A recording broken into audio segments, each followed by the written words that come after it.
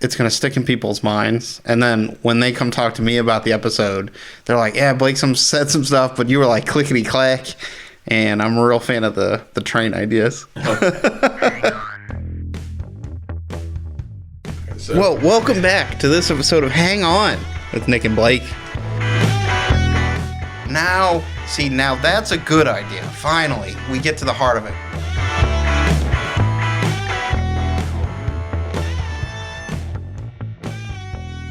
All right, so normally I tell you a good idea. Yes. And you say you're in. Yep. And then you tell me some stupid idea, and I say I'm out. Okay. That's a good format. Yeah. It's been working. It's a great format. It's been working. Yeah. And then you usually take my idea and maybe, tweak it a little bit, massage it a little bit, whatever you want to say. Every now and then you come up with a good idea. Yeah. That's true. As per episode, 30, whatever it was. Yeah. It was a good episode. It was a good episode. But in this particular one, for this segment, I just want to brainstorm a little bit. I want it to be a little bit more throwing stuff up against the wall, not necessarily one specific idea, but just we spend a lot of time on the pods. Yes. So, what a rich vein. Yeah. However, I want to make one rule for this brainstorming session that we don't talk about containers. Storage containers. All right. Okay. What about trains? Trains. Yeah. I knew you were going to talk about trains. Okay. So I want to talk about trains. So I actually came with the exact same idea. Of what? Of brainstorming rather than a very specific idea. I had a specific idea, and I realized that it's part of a broader topic. So I also brought a broad topic for us to brainstorm. Door-to-door salesmen. Do those exist anymore? I think that they were phased out because of department stores, and I think they're poised to make a comeback due to people not going to stores, ordering everything online, but not necessarily having the skills to set everything up themselves. Have you kind of, maybe not exactly on the door-to-door salesman thing, but on the, we talked about it in the LSD Planet episode. Yes. Do you think there will be a resurgence? So now everything is moving towards online, ordering it online, having it shipped to you. Brick and mortar stores are kind of... But do you think you'll see a resurgence of moving away from that? Maybe it's a pendulum and we're swinging far to the internet online shopping thing, but at some point we'll move back a little bit more towards more personal things, like the door-to-door salesman. I mean... No. You don't think so? No. What about... Now the big thing is, big box stores like Best Buy and Walmart and, the big box stores. Yeah, what about them? Best Buy closed down a ton of stores and a bunch of malls, right? Going away. I didn't know that. I have stock in Best Buy. I mean, Best Buy closed down a lot of stores. This is a while ago. Oh, I think this was 10 years ago. But now the smaller boutique stores and the... I like to call them the fake downtowns, the city centers, and that's so frustrating. But that's a really popular thing now. People don't want to go to a big box store; they want to go to a specialty shop. You know what I'm saying? And I don't think we're gonna go to the point where we're gonna have big shopping malls again, or we're gonna have big box stores. If I'm buying something at Walmart, or Target or something like that, I'd rather just order it offline. Yeah. But if I want something like a specialty item, I still want to go in store for that. I still want to get that. I'm a weirdo. I don't play video games, and I like brick and mortar stores. Okay. Wow. I like the instant gratification. If I give you more than $5, I want whatever it is that I paid you for, in my hands. Okay. Speaking so you're just impatient. Speaking of that, Apple stores. I have a bone to pick with Apple stores. I know you have Apple products, and I have Apple products. Yes. At the Apple store, if you go and you want to buy a product, so you go in and you're like, I know that this is what I want. I want this laptop. I want a MacBook Pro, with these features, this model. Okay. You go in there and you're like, hey, I want to buy a computer. And they're like, okay, well, can we take your name and we'll get you set up with one of our representatives? It's like, no. I want that. Go get the box out of the back and let me pay for it. Well, sir, we can't do that. We have to set you up an appointment. It'll be 10 to 15 minutes. We'll get you an associate and then they can help you. I don't need to look at anything. I don't need to talk to an associate. I just want to give you money You give me the item and then let me walk out. But you cannot do that at the Apple Store. No, it was the same as Best Buy. Very frustrating. I think a lot of the money they make at the retail store is based on service. And if you're not going to buy a service protection plan with them, then they're not going to make any money. So it behooves them to make you wait. But they could literally just sell me that at the register. They don't make any money selling laptops. No. They could sell me the service plan at the register after they've given me my thing. You know what I'm saying? Yeah. Like I just so you're the one individual well, no, I'm not buying the service plan. But like they could try. But yeah, I mean, they could try. No one's buying this. Like Best Buy. I hate to break it to you. No one is buying your Best Buy service plan. Oh, people are definitely buying. You think so? Oh, absolutely. Idiots? I'm an idiot, man. Yes. I bought it on my TV, and it was worth it. They had to replace a power pack or something. And they actually drove out to my house, which is not a short drive, and replaced it in my house. Yeah, maybe I just buy cheap electronics. So like because when I go, for instance, I recently bought a TV and like within the last year. Yeah. And I was like, all right, I want this size and I want basically the cheapest one made by a company that I've heard of before. So like not the Mitsubishi TV, or the like Hisense TV or the, Yeah, I don't want the Toyota. Yeah. I don't want other companies branching into the TV space. Yeah. LG, Sony, which I'm not buying. This is fantastic. Yes, please keep naming TV brands. Ooh, so it's our sponsor for today. Not sponsor. We still don't have We don't have a sponsor. Please sponsor us. We'd like to make some money. I bought an LG. It's 55 inches. I think I paid, it's like last year's model. I may have paid $500 for it. I'm not spending $100 or $200 on a protection plan for a $500 TV. You know what I'm saying? That's fair. Just like I'm not paying them $300 to come set up my TV with their overpriced wall mount for my $500 TV. That's true. Now, if I bought a $2,500 TV, maybe I would. If I were investing $3,000 or $4,000 in a TV, top of the line TV, maybe I would buy the $200 protection plan, but not for the $500 TV. Fantastic. All right, so going back to the tangent that led to the tangent to the tangent, big box stores. Yeah. I don't think they're coming back, but I think specialty stores are. Okay. I could see that. I mean, it's already happening. You're just out of the loop. It is interesting. I'll see people at work or around that I know, not very well, but I know them. I've seen them. I'll be like, oh, that was so funny. Or they'll make a reference to the podcast. Yeah. I'm like, what? Yeah, what are you talking about? And they're like, oh, yeah, my podcast. I'm like, yes. I forgot that I do that sometimes. Yeah. All right, so alternate living spaces. Where'd you give me an idea of where you're headed with this? So I think you know this about me, but our listeners may not. But I lived on a boat for 2 years of my life. You didn't know that. I did, but I know that you've also lived on two different kinds of boats. A houseboat. You lived on a houseboat. I did know that. Well, see, I don't like to call it a houseboat because houseboat to me are like those big square ones that are on like metal pontoons, and they're for rednecks. And I'm not. Yeah. So yours was down in the bayou of Alabama. Go ahead. I lived on a motor yacht, if you will. So I lived on a boat for a couple of years, two different boats, but a 41-foot boat and then a 65-foot boat. And I very much enjoyed it. What's the parking situation like? Do you park on the pier and then walk your ass all the way out to the boat? Yeah, I mean, it depends on like what size marina you're at. Okay. There are the first place I lived at, I could park no more than 10 feet from my boat. And then the second place that I lived at, it was maybe 100 yards or so. But it's probably no more than like if you lived in an apartment complex, how far you'd have to walk to your apartment. I was just thinking about where in the world we're going to put these because like some places are too cold. Yeah. And even when I was living on the boats in Virginia, it would still get cold in the wintertime. And, that was kind of a crappy time when you're walking down the pier.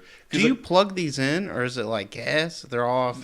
Both of mine had diesel generators, but yeah, you plug them into shore power and they, it's like a 120 volt, I think Yeah, like I a circuit breaker. Yeah, you and all have that different stuff. amperage cables. Like I think I had two 30-amp cables. What'd you do for TV? Had a TV with Do you have a a. satellite dish, or they run a cable line? So I just ran just off of a digital antenna. Okay, nice. It was hooked up for cable, but neither of the marinas I lived at had cable because they weren't like some of the big. Like if you go to Florida, right? Right. A lot of the marine or down the Caribbean, and so I think a lot of their marinas are set up for more liveaboards, or like out in California because people can live on their boats year round. It's more common. So this people weren't necessarily living in all the boats around you. They were just storing them. Very few people. I mean, people would maybe stay on them for the weekend or a week or so at a time, but they weren't living on them full time like I was. There were a couple people who were. Yeah, sometimes they have cable that you can hook up. Some people, it's most people now just have satellite dishes that they put on their boats, and then they can obviously pick up satellite. Sure. DirecTV has one, and they charge, for whatever reason, $1 billion for you to put a satellite on your TV. 'Cause I looked into it. Yeah. Actually, I don't think it's through DirecTV, but it's through another company. Charge a ton of money to put this satellite dish on your TV because it has like gyros in it to like keep it aligned and like stable. Anyway, quick idea. I'm gonna throw this one out here. Okay. Right? You have a marina with 30 slips. Okay. Okay, what's a slip? A space for a boat to park. Okay. Okay, so you got a marina with 30 slips. You buy 30 boats. Okay. Ranging in size and price. Used, not new, obviously. I mean, okay. I guess you could buy new if you wanted. You could do either or. Yeah, you could do either or. I mean, I'm talking about doing this on the cheap, but... okay. And so now you got these 30 boats, and we're going to treat each one of them like they're a hotel room. Okay. And then people are going to book their room, but their room is going to be whatever boat it is that they booked. Okay. So now you basically have a 30-room hotel that you've made out of 30 boats in a marina. That's cool. I think that would be a cool, like, interesting... People seem to be far more likely to stay in a unorthodox living arrangement for like a hotel. I think people would come and stay there simply to stay on a boat. Like have you seen the one where I think it's in Norway, up in the Northern Lights, where they have like the glass ceiling igloos? Yeah. Now that sounds cool. Or people live like they have the hotels like underwater hotels where you have to like dive to them. Have you seen the Hobbit hole ones where you're like underground a little bit? That sounds weird. I don't like that. Yeah, all right. Well, you can do it in the winter, and you don't need lakefront property or beachfront property. Yeah. What else could you do? So trains, you bring up trains. Okay. Train cars, like if you... I mean, that's just fantastic. If you had like an old rail yard that you bought. Yeah, and like and you move them around. Yeah. And you could attach like, hey, let's say I'm having my family up. There's 12 of them, and we want our own dining car, and we want like a family play area. We just move a train around in the train yard, click, clack, clack.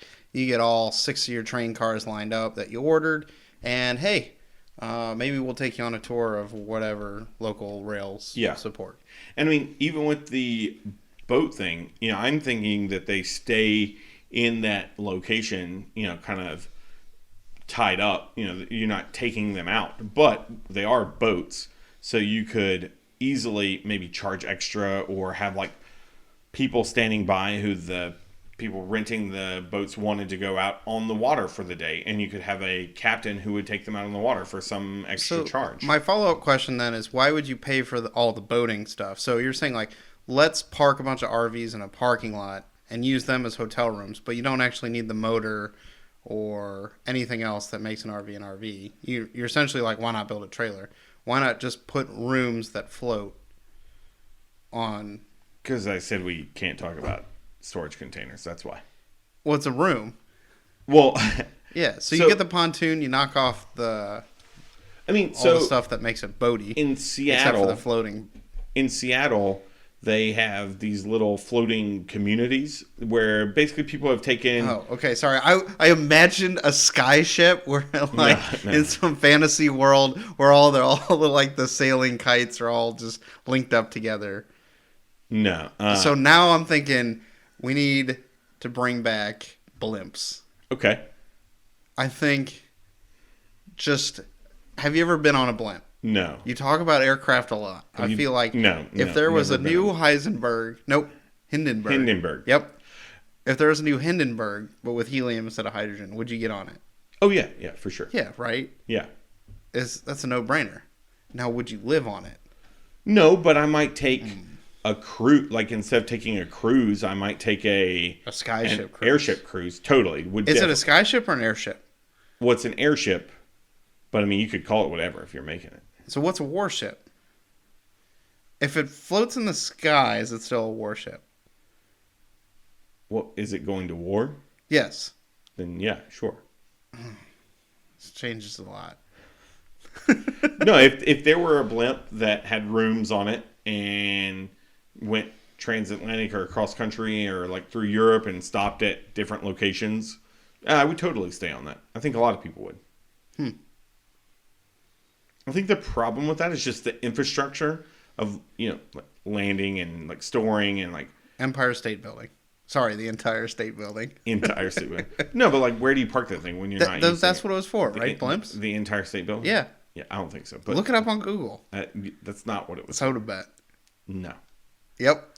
No, the spire on the Empire State Building was to be taller than the Chrysler Building. Well, just look this up.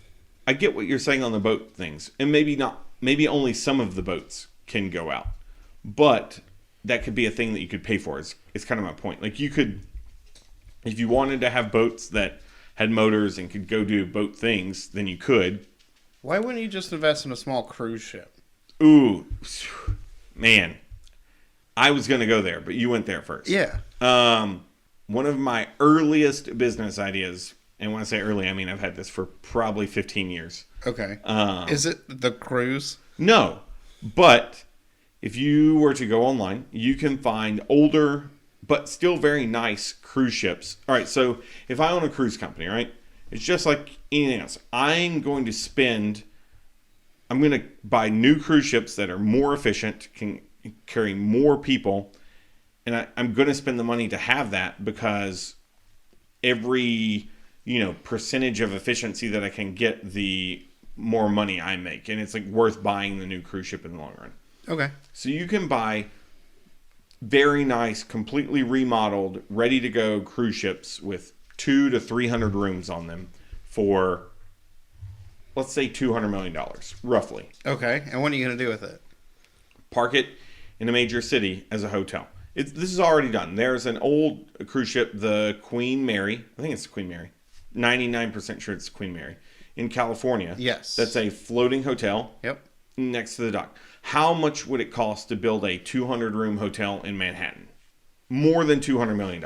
Yeah, but I feel like if this was cost-effective, somebody would have done it. Maybe. I don't know. There's probably city ordinances to get on. Yeah, well, I mean, you just got to grease the pockets. Like.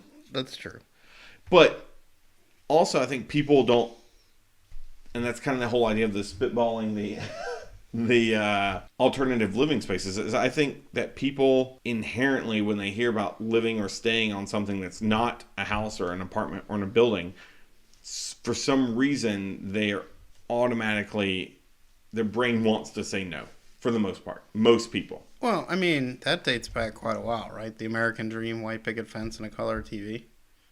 I don't think they had color TVs back then.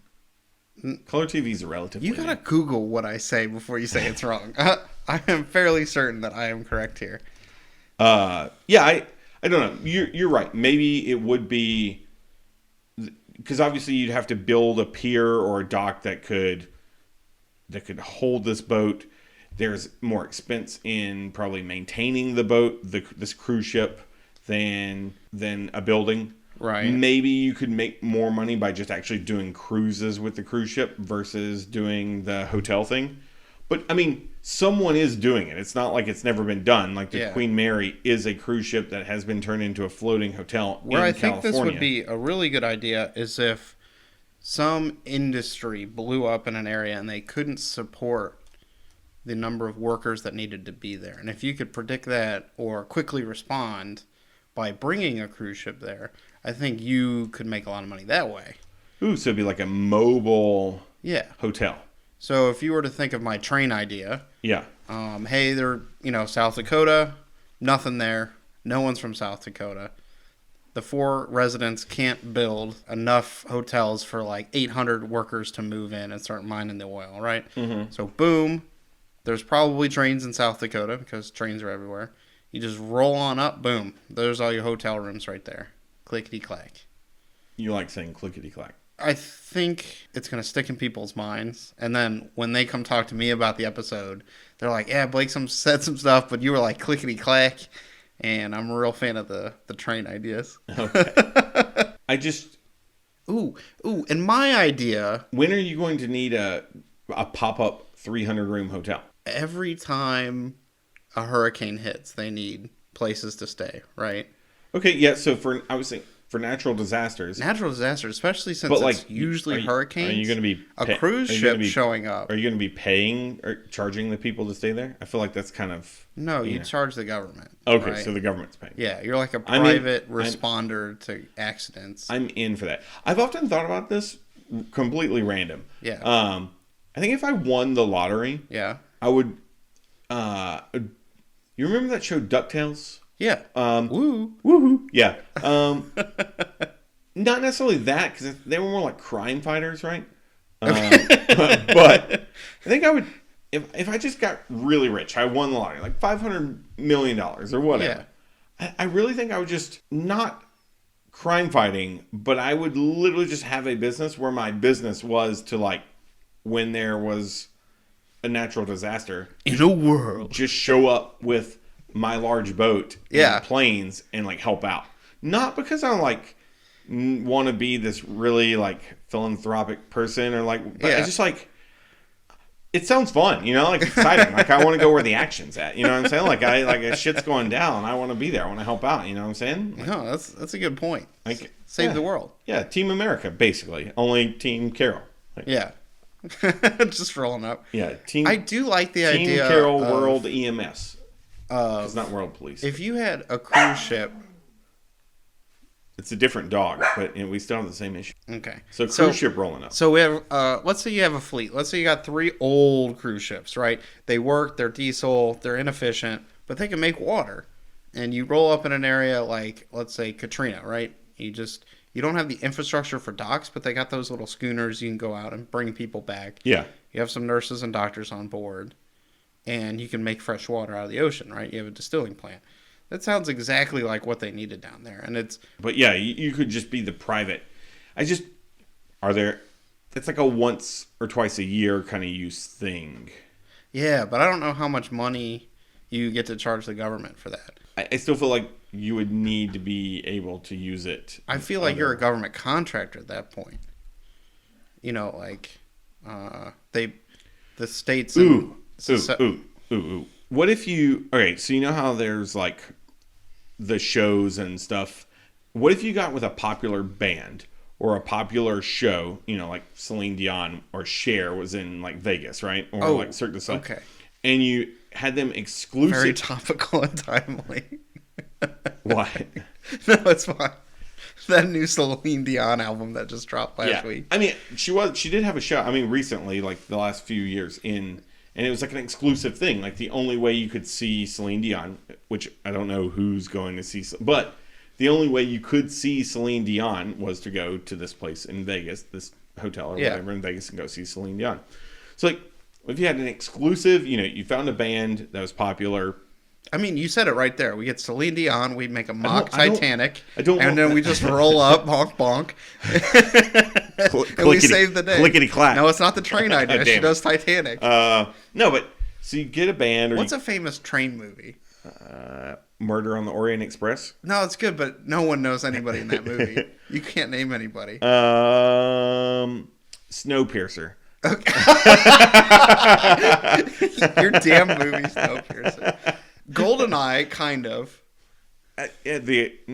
Whatever. Yeah. And there's sort of a train. There needs to be more train movies. How is this not a thing? So anyway. Thomas the Tank Engine. Is there? There has to be a Thomas the Tank Engine movie. Oh, I would hope so. If not. Yeah. Here's your $1 million idea, boys. Just make it live action like everything else. But so... Will Smith as no, please. Thomas the I'm Tank over. Engine. I can't do Will Smith anymore. So it's mainly his son. Have you ever read his Twitter? Like, Jesus. No, I don't get on Twitter. Nor do I, but I do want to fill out the cast. Just Google for Thomas the Tank Engine. So anybody out there, hit me up. I'm thinking Danny DeVito as James. See, I don't know anything about Thomas the Tank Engine, so I'm out. All right. No, but so you get a band, I don't know, or just a group or a show, like a Cirque du Soleil show, or you get an exclusive show. Got it. And then you go from city to city on the coast, obviously. Okay. And then you do an all-inclusive, like, room, dinner, show for, like, the weekend. And so now that's a good idea. Finally, we get to the heart of it. We get an old cruise ship.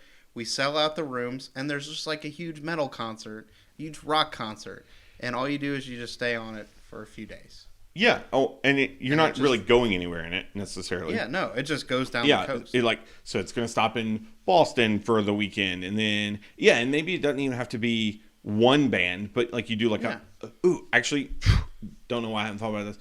Music festivals, hugely popular right now. Right. So you have the traveling music festival for a couple months in the spring or summer. You get 5 or 6 bands, or 10 or 15 bands. And it pulls up into the port or to the city on Wednesday. The shows start on Thursday. And you just rent the room. You don't got to get an Uber home. Yeah, it's all inclusive. You can buy the whole week there. If you really want to get to know a band or something, just follow them all the way down, stay on the ship. Yeah, and the bands are going to be staying on the ships too. So like they'll be around. Like it'll be because there's only so many rooms. It's not going to be as massive. So to be a little bit more private, it's going to be a lot more intimate setting that would be. People really like that with bands, and it'll be on the water.